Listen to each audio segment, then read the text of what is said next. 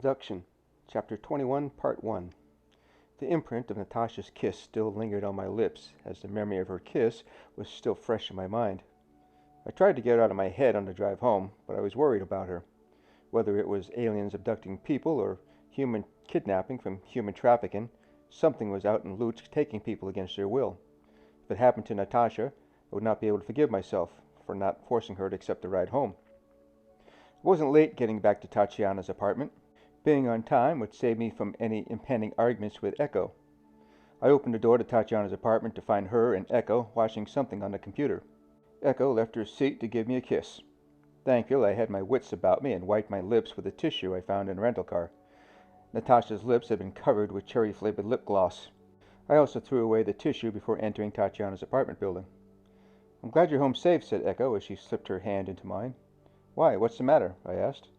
Echo took my hand and brought me to the table where the computer sat. Tatyana restarted the video they had been watching, and what I saw shocked me. The images displayed on the computer screen were of a mutilated cow.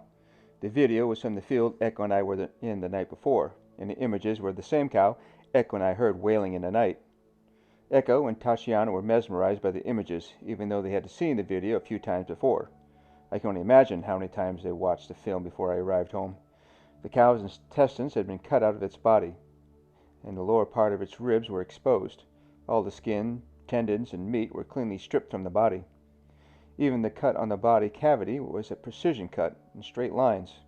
I kept looking for blood anywhere on the snow or on the body. Nothing. A chill ran through my body as my mind went back to the night before. The aliens had caught Echo and me. It could have been us lying on the snow. I now understood Echo's fright. At the end of the video, the camera showed the person's face that had been filming. "That is that girl's date at the party," exclaimed Echo as she looked at me. I nodded in agreement. Then a chill ran through me as my eyes got bigger and pointed to the screen. Echo turned back to the computer and gasped. Her eyes caught the glimpse of Masha Ivanovna. She, too, was at the scene of the mutilated cow. But how did she know? "This was getting strange, Richard," said Echo. "We need to set up a time to see Ivanovna," I remarked. "I need to know how she found out about the cow mutilation and know what she knows about the videographer." "You know something," remarked Echo. "I do. Natasha's innocent if either of us ever thought she was involved in the abductions. And she doesn't know much about aliens," I said. "But what she had to say about her dinner party date raises questions in my mind. Then to see him with Ivanovna in that video, it makes me suspicious." "Are you giving up on the alien aspect of disappearances?" asked Echo. I shook my head. "I'm not, but something's going on in both realms, alien and human. I just can't put it all together. After seeing this video, I'm afraid to go back to the field and look for the UFOs," said Echo. "I agree," said Tatyana. "Echo, when you go out, you should have someone with you." "What about you?" asked Echo. "I have my friend. She can walk me to work as she goes by the school on the way to her job," replied Tatyana. I had in mind to surprise Masha Ivanovna. I wanted to catch her with a young accomplice and confront both of them. As much as I dislike the reporter, I don't want to see her get hurt or become one of the missing people. "I think everyone will be fine during daylight hours," I muttered. "If you work late, Tatyana, Echo and I can pick you up from school, because it seems that our abductors wait until evening." "How can you be sure?" asked Echo. "Vika went missing at night, and Bogdan and Taya were abducted at night as well," I replied. "I have a feeling that the others also went missing at night as well." "What about the scream we heard while we were at Lubar's castle?" questioned Echo. "You're right, but we don't know for sure what happened that day." I don't know what I would do without Echo's perfect memory. I had forgotten about our meeting with Ivanovna. If Ivanovna was more forthcoming with answers, we would know why someone screamed that day. My cell phone started to ring, and I thought about not answering it. I wanted to look at the pictures I had taken with my camera. I needed to know if I captured any answers on film, but when I looked at the caller ID, it was my best friend, John. "When are you arriving in Lutsk?" I asked. "Well, hello to you too," replied John.